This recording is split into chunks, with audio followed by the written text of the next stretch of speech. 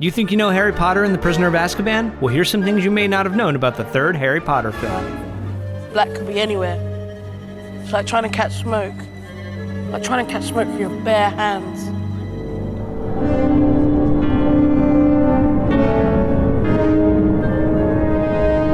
Prisoner of Azkaban was a huge first and last for film technology.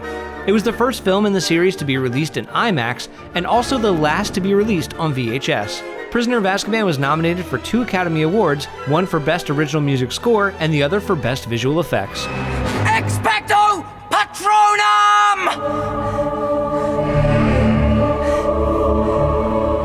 Richard Harris, the actor who played Dumbledore in the first 2 films, passed away in 2002. His friends and family wanted his longtime friend, Peter O'Toole, to take over the role. There were rumors that Ian McKellen was offered the role, but he turned it down, not wanting to play a character similar to Gandalf, and because Richard Harris once called him, quote, a dreadful actor. Michael Gambon was instead cast and was uninterested in copying Harris's performance, giving the character a completely different feel. Well? He's free. We did it. Did what? Good night.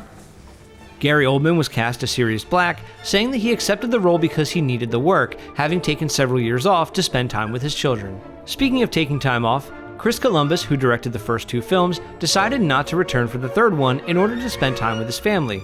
However, he did stay on as producer. Several directors were approached to replace him, including Guillermo del Toro, Mark Foster, Callie Curry, Alfonso Cuarón, and Kenneth Branagh, who played Gilderoy Lockhart in The Chamber of Secrets. I didn't get rid of the band and banshee by smiling at them.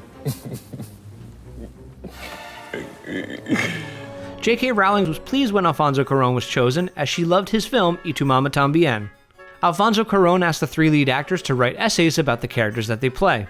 Very similar to their characters, Emma Watson wrote a 10-page essay, Daniel Radcliffe wrote a simple 1-page essay, and Rupert Grint never handed his in. The set used for Honeydukes was a redressed version of Ollivander's wand shop from Sorcerer's Stone and Flourish and Bots from Chamber of Secrets.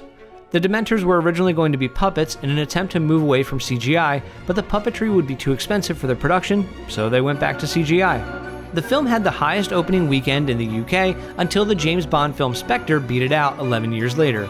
It made over $796 million worldwide. Despite this, it's the lowest grossing Harry Potter film in the series, but has the second highest Rotten Tomatoes score.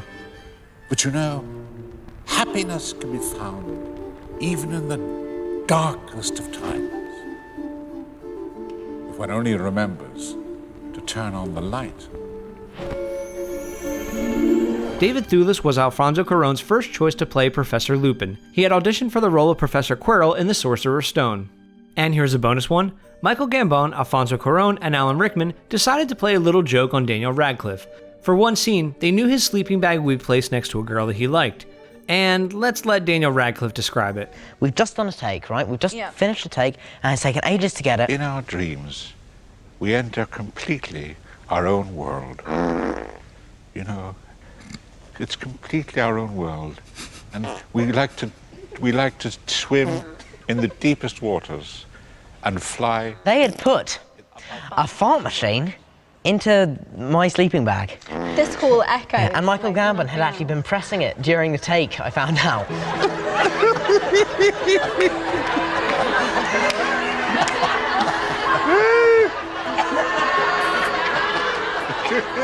That's it for this episode of You Think You Know Movies. Make sure to subscribe, like us on Facebook, follow us on Twitter, and get the latest movie and TV news on ScreenCrush.com.